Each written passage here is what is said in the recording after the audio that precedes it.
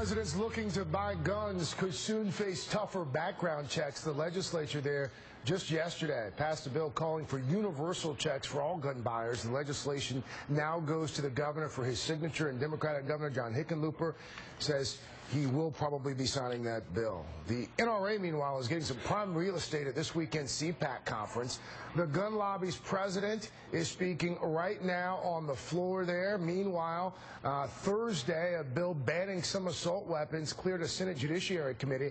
The bill, sponsored by Senator Dianne Feinstein, is expected to face tough opposition on the Senate floor. It's also expected to fail as well. Joining me now from Washington, California Democratic Congressman Adam Schiff. Congressman Schiff, good to see you. Thanks, Craig. The NRA remains publicly, though adamantly opposed to any new restrictions on firearms. NRA's Executive Vice President Wayne LaPierre at CPAC Friday. Take a listen. They can call me crazy or anything else they want, but NRA's nearly 5 million members and Americans' 100 million gun owners will not back down, not ever. I promise you that. How much of a battle is it going to be to convince NRA members and gun owners to toughen gun laws? Well, it was certainly some of the gun laws. It's not very difficult at all. Those 4 or 5 million NRA members that Mr. LaPierre was talking about, they don't agree with him on universal background checks. And certainly the 100 million or so that own guns in the United States don't agree with him. Passage of the legislation that will end the gun show loophole, that will cover private sales, is broadly popular among the American public. And this, probably more than any single measure, could help keep guns out of the hands of felons or the mentally ill. So on that issue, they're way out of step. The assault weapons ban, a ban on extended ammunition clips, those also enjoy popular support. They are going to be tough. There is a lot of opposition, and that bill, Senator Feinstein's assault weapons bill, passed on a party line vote in the committee. But because it's tough isn't a reason not to move forward, and I don't think we need any more reason than what we saw in Newtown to motivate us. You mentioned that committee meeting this week. It turned a little testy. I want to play this exchange between Senators Ted Cruz and Senator Feinstein as well for our viewers. Take a listen. It seems to me that all of us should begin as our foundational document with the Constitution. And the Second Amendment in the Bill of Rights provides that the right of the people to keep and bear arms shall not be infringed. I'm not a sixth grader.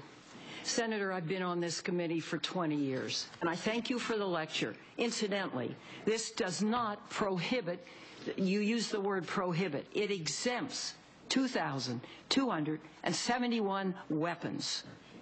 Isn't that enough? What can we expect to see and hear from the Senate when that bill reaches the floor? Well, unfortunately, I think you're going to hear a lot more of the same that you just heard from Senator Cruz.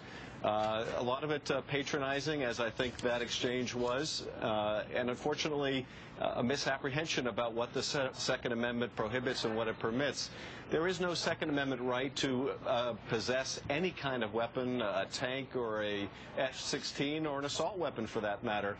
That amendment allows reasonable restrictions, as do all of the amendments. There's no right, for example, under the First Amendment to yell fire in a crowded theater.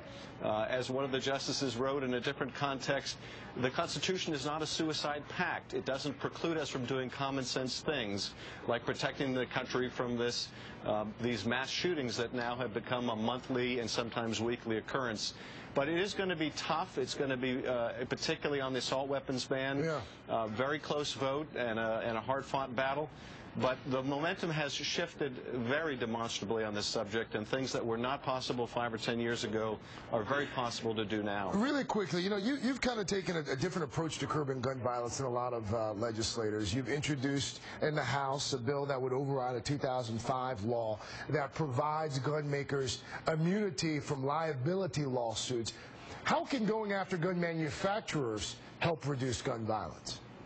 Well, even with a universal background check system, that's only going to be good as the people who are selling the guns and their willingness to act, without negligence. And right now, a big problem is that gun dealers, some of the bad actors, and there aren't many of them, but they sell a lot of guns, turn a blind eye to these straw purchasers who will buy large quantities of weapons and then turn them over without a background check to people who are legally not permitted to carry a weapon. In Burbank, my hometown, we lost a courageous police officer, Matthew Pavelka. He was gunned down by an assailant who was using a gun he couldn't buy himself because he had a felony record, so he got it from a straw purchaser. He wasn't able to, his family wasn't able to bring suit to find out whether that gun dealer knowingly transferred those weapons to straw purchasers who would purvey them then to people who couldn't possess them. So this is something we need to pierce. It's the only industry in America that enjoys immunity from any liability for negligence. California Congressman Adam Schiff. Congressman, thank you. Craig.